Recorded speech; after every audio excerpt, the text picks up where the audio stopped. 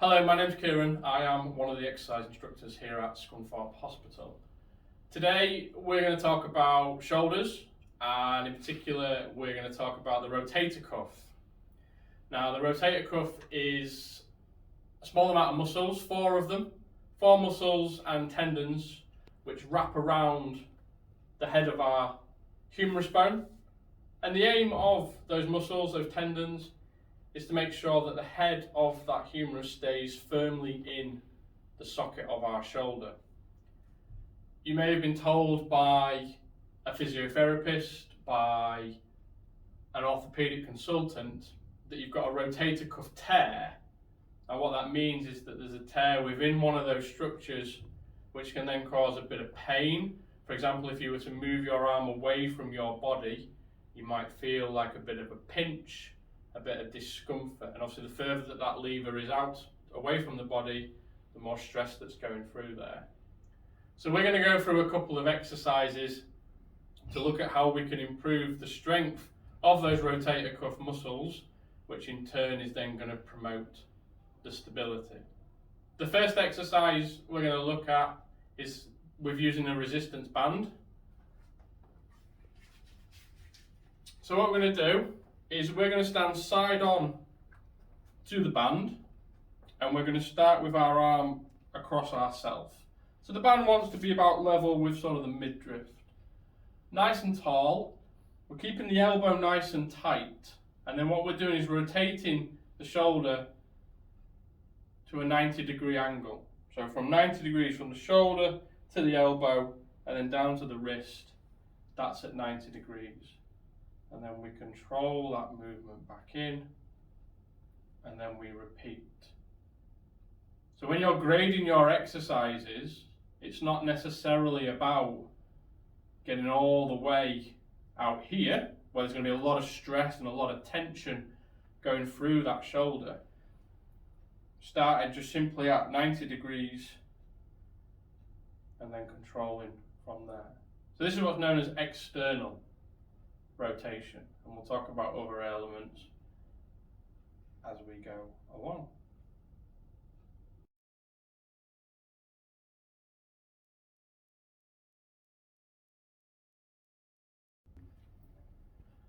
So the opposite way of external rotation would be to look at internal rotation. So that's then coming in to the body.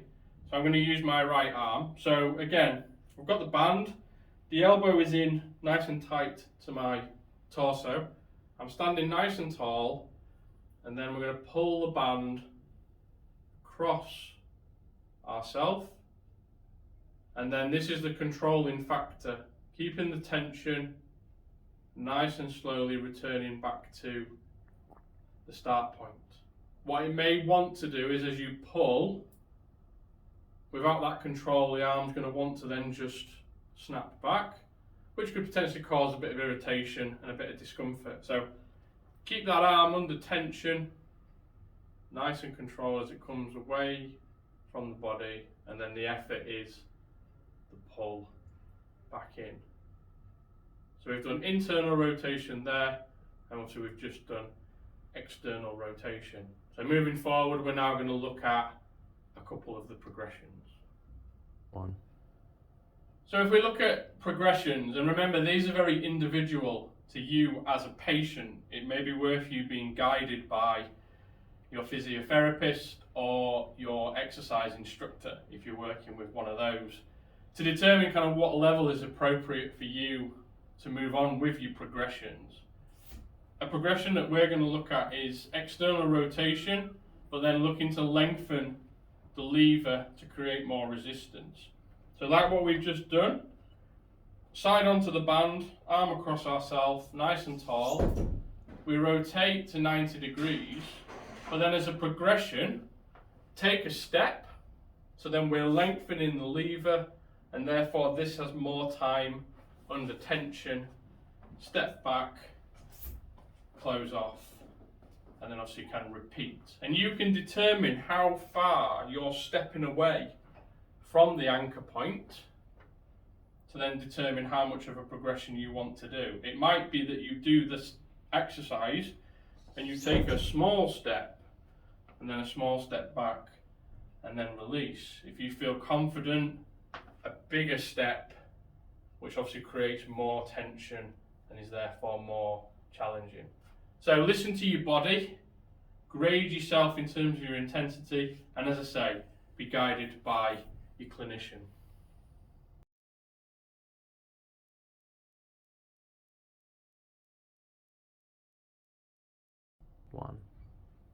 Another progression that we can look at doing a similar exercise is then lengthening our lever and having it under tension for longer, but then also changing the plane of movement. So for the purposes of this exercise, we're going to do the external rotation, and then we're going to do an uppercut type motion. So we're in that position there, and then we are raising the arm up nice and slowly, nice and controlled, back down, and then closing off.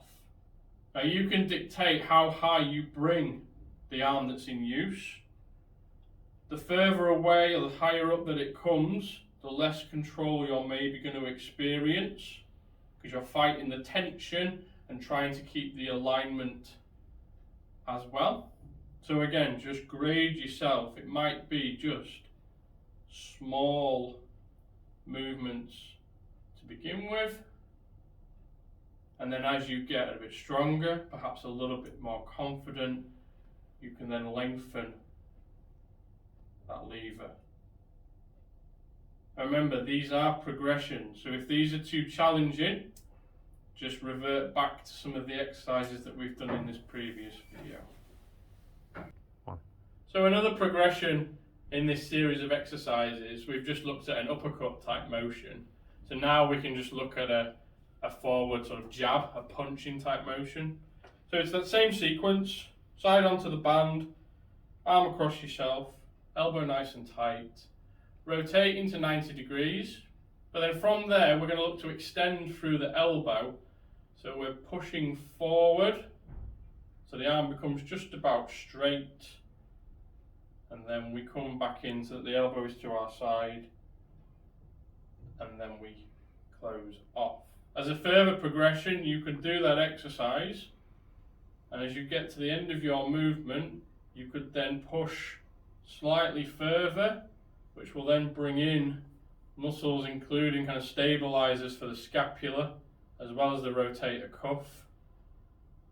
But again, that's more of a challenging exercise, so be very much guided by your clinician as to, is that appropriate for you, or are you potentially putting yourself at further risk?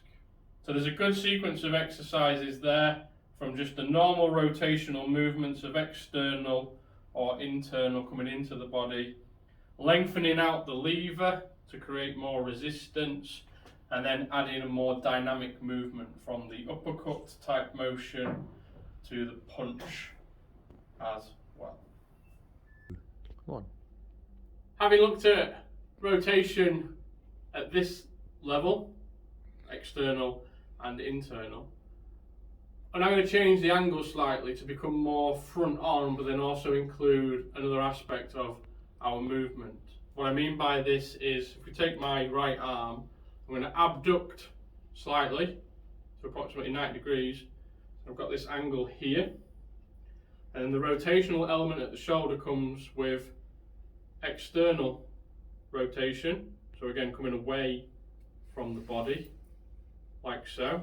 So the shoulder itself won't move, the elbow itself won't move too much, it is very much just from that plane to that plane. And then the opposite way would be same starting position, and then pulling downwards, so internally rotating at the shoulder, so coming closer to the body.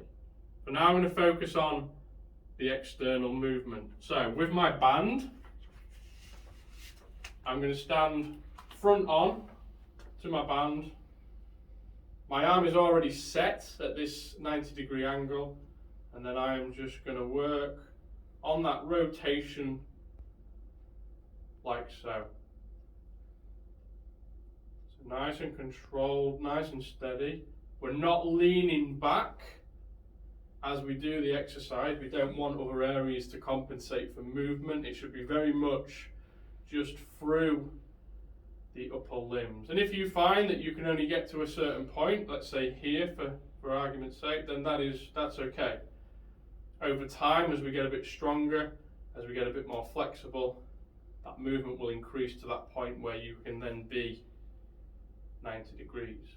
As a progression, we can then add in an overhead press. So we create the same action, so we rotate, and then we keep the tension, and we extend the arm overhead, come back down, and then rotate back to our starting position. So once more, from there, up, press, down, and back in. So again, that's just another progression in this series of rotator cuff exercises, trying to promote as much stability as we can, so that if you are then going to do anything that's away from the body or even overhead, you feel safe and you feel like you're in good control.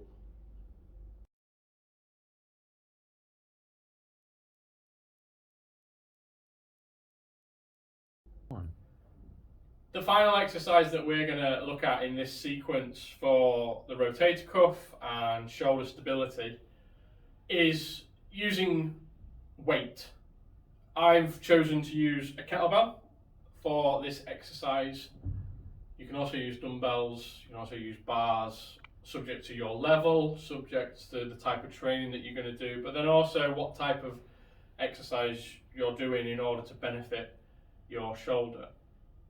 We refer to this exercise as the kettlebell bottoms up press, and the reason for that is that when we do the exercise, our aim is to keep the bottom of the kettlebell pointing upwards. And as I go through the sequence, you'll be able to see exactly what that means. So, for the setup, we're going to come into a half kneeling position. So for the purposes of this exercise, I'm going to use my right arm, so therefore I want my opposite leg forward to provide a good foundation so that I'm nice and stable. If you were to do the same side, as you then start to press, you'll probably find you lose stability through your torso. So going on to the opposite just allows for a more solid foundation. When we're pressing, our aim is to start with the kettlebell just above our shoulders. We grip nice and firmly, and automatically what that will do is then tense the whole arm, so then everything is under tension as we then press. This exercise is also a great exercise for encouraging the use of core stability. When we're pressing, we want to be nice and stable in our torso. If we start to press without stability, our body's going to start to tilt over.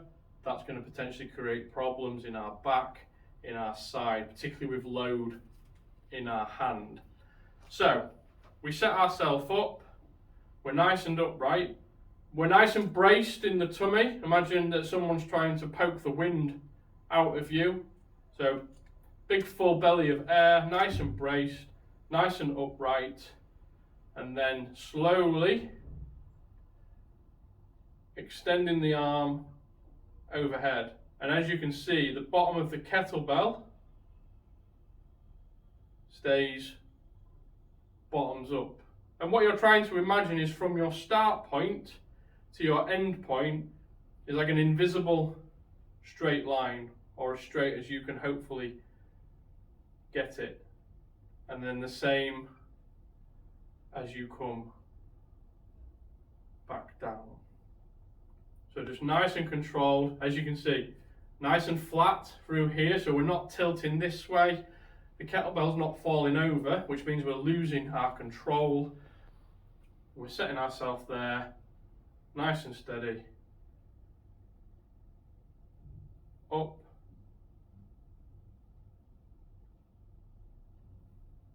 And down.